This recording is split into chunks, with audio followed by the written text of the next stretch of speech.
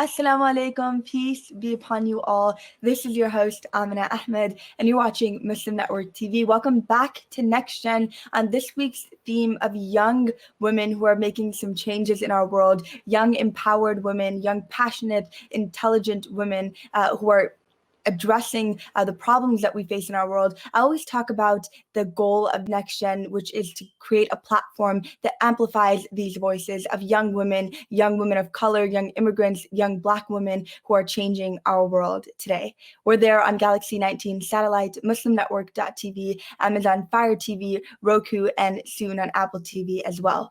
Now, last week, we spoke with a climate change activist on what is the difference between mainstream climate activism versus climate justice, right? Focusing on the Black communities, on the poor communities. And that's what we'll be talking about today. What it means to be a Black young woman in the climate justice sphere. We have with us Kaylah Brathwaite.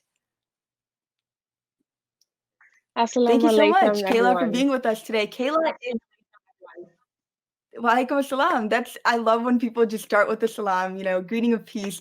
Thank you, Kaylah. Kaylah is a 19-year-old director of operations and logistics at Zero Hero. She's an avid organizer who's encouraging young activists to also get involved. She supports efforts to reinstate the environmental committee, and she's organized the Youth Climate Summit at Miami. And Kaylah has also wrote for Teen Vogue. That is amazing. I want to congratulate you on your op-ed. I think that's like every teen's dream. Tell us about Thank that. you. Yeah, so I wrote an op-ed about the impacts that the climate crisis has on St. Croix, the United States Virgin Islands, where I was born and raised, in September of 2019. So it was around like the global climate strikes where like millions of folks turned out to strike.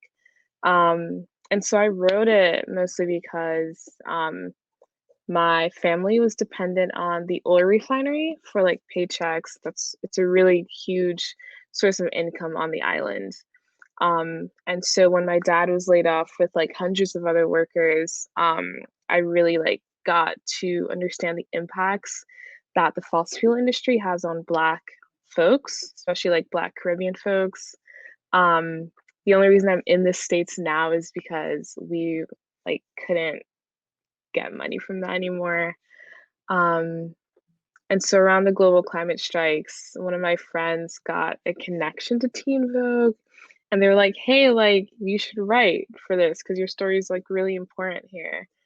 And so I wrote about like us being laid off from that, the environmental racism that happens on St. Croix, as well as like how Caribbean folks are reacting to all of this. Kayla, you speak a lot about, how this has affected your life personally. The only reason you're in the States is because of the effects, and you speak about the fossil fuel industry and things of that sort. But can you tell us about, how did you even get involved, right? Tell us about your journey that got you to where you are right now as an activist that not only advocates for herself, but you do it for people around you. You encourage young people. So how did you get to that? Yeah, so I've been organizing for maybe a little bit more than a year now. But throughout my childhood and like early teenage years, I was always really interested in, political change and like mass movements. A friend of mine, Elsa Mengistu, I met her 2 or 3 years ago at a conference. She talked about Zero Hour and the climate movement, and she like welcomed me onto her team, where I'm now the director of operations. Um, and Zero Hour is a youth led, woman of color led climate justice organization that really aims to dismantle the systems that have caused the climate crisis. And we've named those as capitalism, colonialism, racism, and the patriarchy. Um, and so, like, what brought me into the movement was being personally impacted by environmental racism caused by the fossil fuel industry, and also understanding that Black liberation for like other marginalized folks is dependent on um pressuring the system that has caused all of this like inequalities. I know that the same systems that have caused white supremacy and like wage inequalities have caused the climate crisis. Mm. And so that's why I'm here, and that's why I'm in the movement. Yeah. And you spoke about Zero Hero. So tell me more about, first of all, congratulations. You are the operating director there and you're 19 years old, right? That is something that you need to be applauded for. So congratulations for that. But Thank tell you. me more. Yeah. And, I read your bio and I was just so proud, right? To see a Black woman who is not only just advocating for change, but who's encouraging others to get involved as well. That's phenomenal, Kayla. But I want to know more about Zero Hero, your work there as, the director. Thank you. So yeah, it's an organization that like brought me into this movement. I'm super grateful for it. As the operations director specifically, I have a team of about like 10, 10 folks. That's about my team size. Yeah. I do a lot of the behind the scenes work. So I work a lot with our finance team. A lot of the work that like people don't like to do, like I know like I didn't particularly enjoy it when I first came on because I was like, what is this? It's a bunch of numbers that I really don't understand. Yeah. um but now I find great comfort in, setting up the structure of the movement, setting up, like the foundation for people to organize. A lot of my work is like making sure that people can like continue to do our work and like improving the longevity of our movement. Helping like our teams like base build, helping our teams like um be like supported. So that's a lot of like what I do. Yeah. So how is COVID-19? I'm sure it's impacted some of the work you're doing. So tell us more about that. Yes. So COVID-19 has really impacted a lot of the movement building we plan to do this year. In March, which is when everything really started affecting the work, we had a bus tour planned to do like reaching out to communities and like talking to folks and like getting them like into the movement or us learning from them. And obviously like we had to like stop that because it's totally unsafe for us and the people we wanted to meet. Um, so now we're doing much more like digital work, which we're all pretty comfortable with. We're a national or international organization and we're all in different places. So we've been working digitally and virtually. So now like COVID has just made it a little bit harder to like meet up in person and like bond. It's made it harder for us to like physically support each other. Um, and it's just made us all a little bit cautious, more cautious about the future, just because like a pandemic really does change like a movement's patterns. I Mm. know that right now we're trying to figure out what to do for the next few years, and it's already been unpredictable, and now with a pandemic in the mix, we're all just It's just, incredibly lost. yeah. I think lost is definitely an important word here because a lot of activists, especially activists on the ground, are struggling with the pandemic and also, the bigger cause that they fight for. So I totally get that. But Kayla, tell us about why you think it's so important for young women to get involved, not just in climate activism, but just in general in the global like sphere of activism. Oh my God, yes. So in general, the movement as a whole, not the climate movement, just like people wanting change, we need a multiracial, we need a multi like gendered, cross class, and so on and so forth movements. And so that means we need folks fighting like for like equality in general. We need folks fighting for like liberation from racism. We need folks fighting from liberation from sexism. And all of those like little fights add up to like a big picture. And so even if you're not in the climate movement and even if you're not in the Black Lives Matter movement, if you're in a movement fighting for equality, like that'll add to us eventually like having liberation. Mm. And so like get into this movement, get into a movement where you can really like own and take up space because you'll feel so empowered. You'll feel like you're really making a difference for folks here and folks like in the future. Um, and having the ability to like change the material conditions of your life and the life of others is like incredibly amazing. Yeah.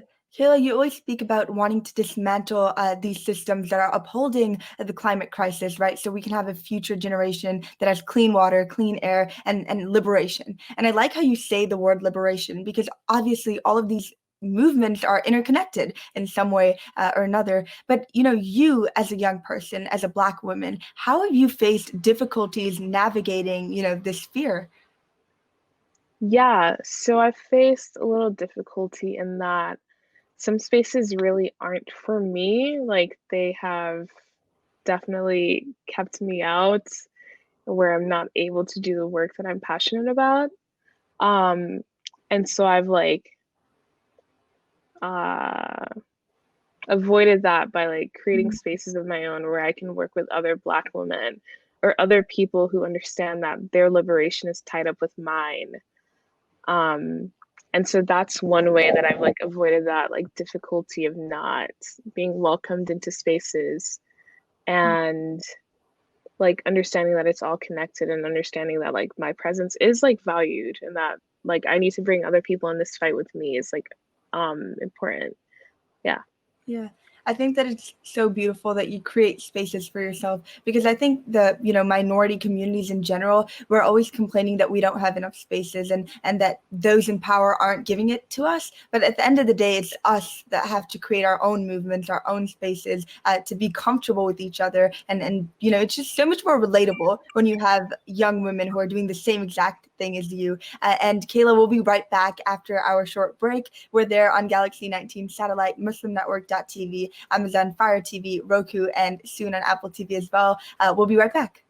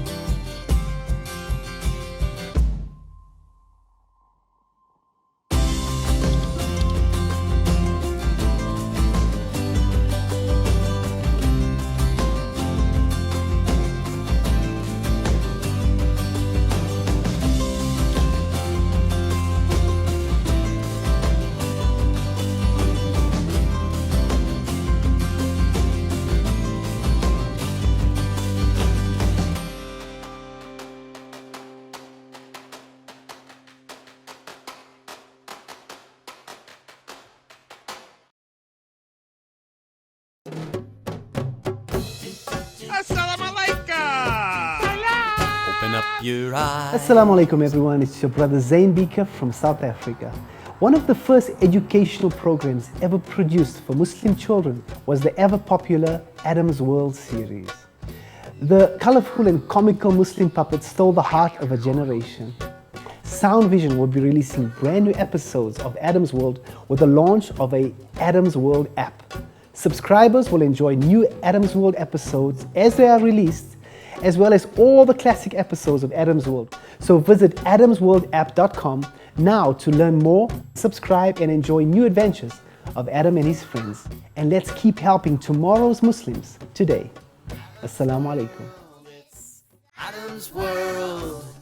Believe me, there's a lot to see. Bismillah. Let's explore.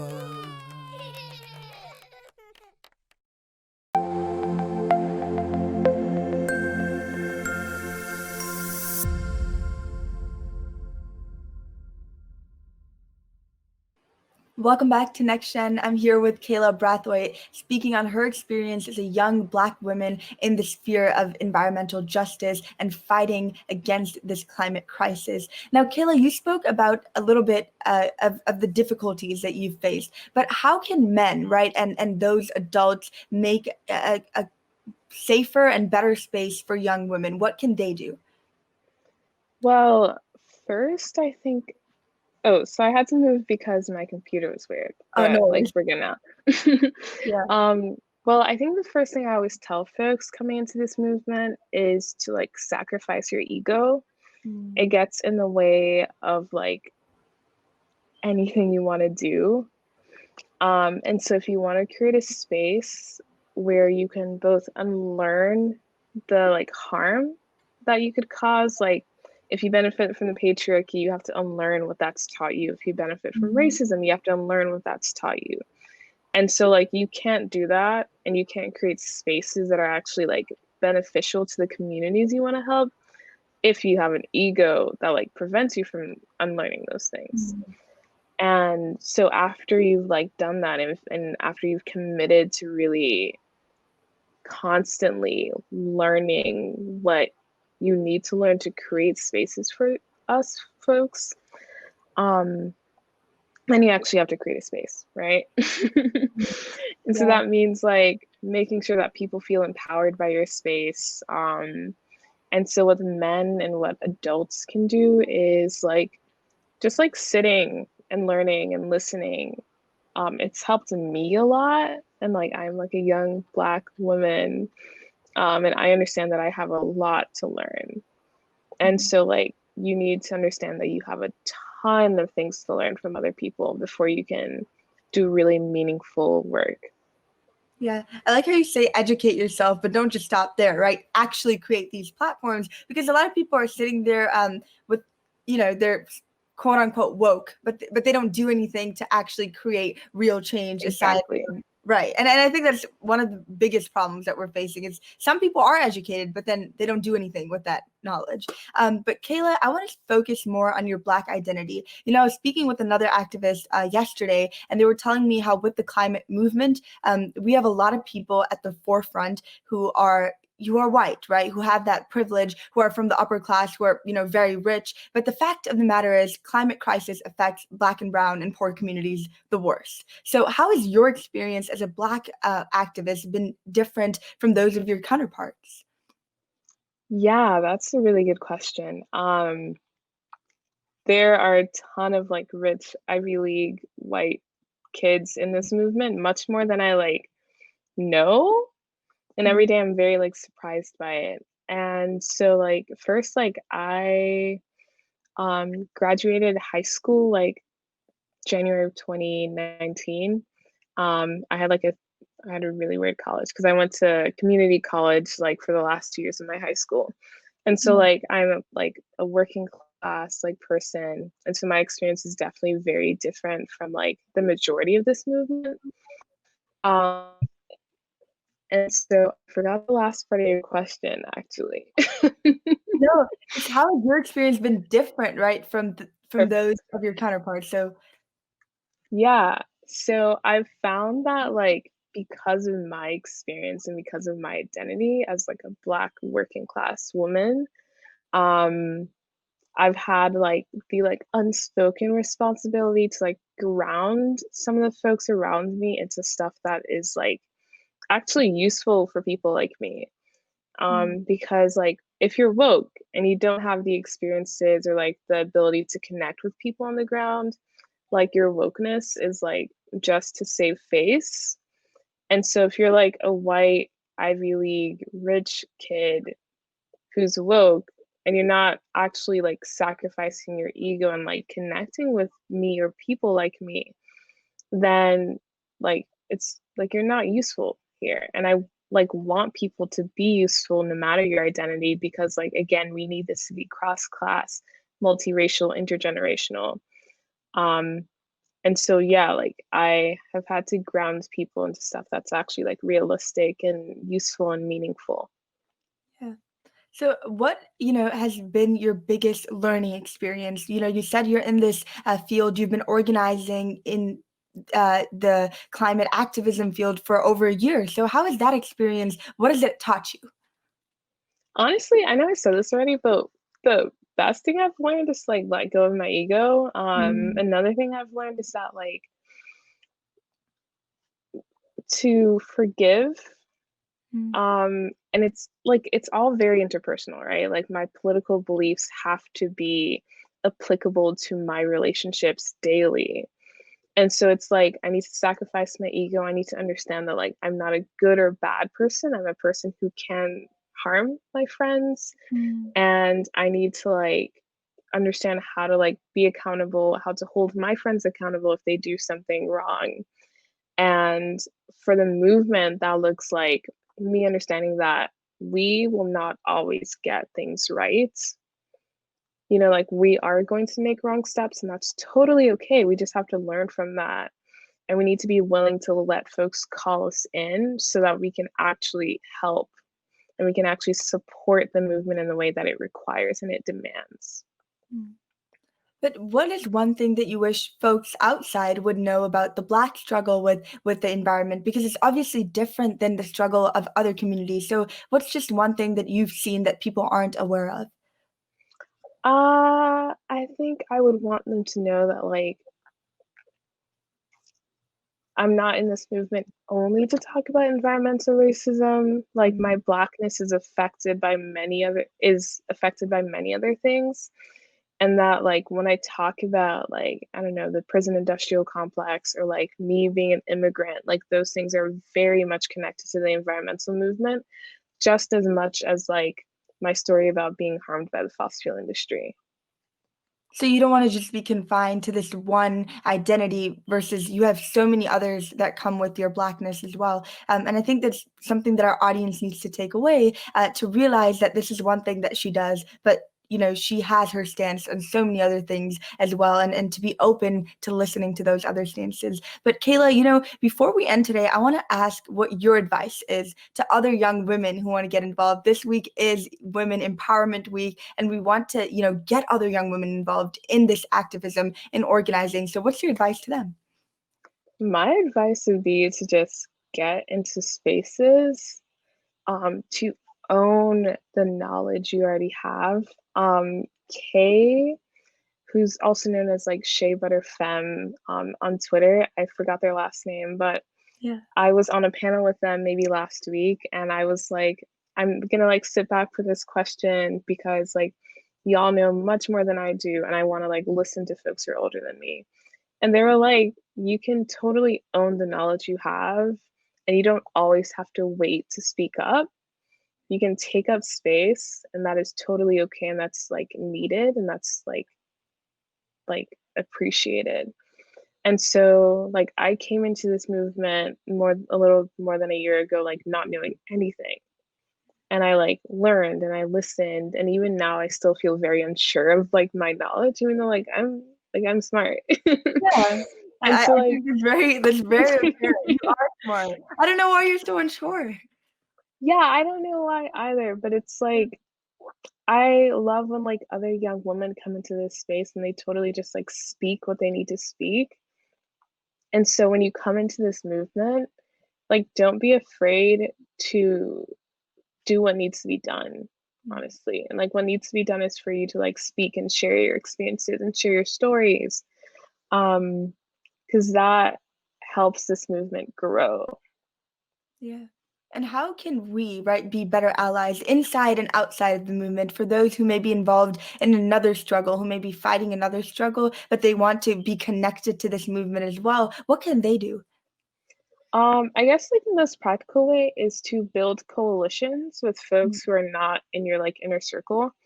Something that's really helped me is like connecting with different parts of the movement, and learning from those folks and learning how my work is connected to theirs and how we can both have like a mutually beneficial relationship. And so like join like maybe an organization that does coalition building, um, and just like learn from there. And that's how you can like become better allies if you're like directly supporting work. Yeah. And do you think that there are enough allies that are doing this? Because obviously on social media, we see a lot of, you know, outcry at moments where we see a lot of hashtags and people that are vocal on social media. Is that the same case outside of it? I personally never think there's enough allies just because like I always want this movement to like grow and like bring people in. Um So that's like my like very short response to it. And then additionally, like there are kind of like scales of allyship. And so we want people who are like maybe like very passive, and then you want them to grow into active allies who are like in organizations or who are in the movement. Um, and then you want people who are like committed. And like it's okay to be at any level of allyship, as long as you're like building and learning and growing. Yeah, and I think we all need to keep learning, keep building, and like Kaylah kept saying, right, put your ego aside, learn from those who have been in this field for longer than you. And I think, Kaylah, you should not doubt your intelligence. I think just from this 25 minutes, we learned a lot from you. Thank you all so much for watching. Thank you, Kaylah Brathwaite, for being with us today. And thank you to our amazing producer, Uche Okeke, who makes sure that our show runs smoothly. Thank you all so much. And until tomorrow, with a new, empowered, smart, intelligent woman. We'll be back. Assalamu alaikum. Peace be upon you all. Thank you guys so much.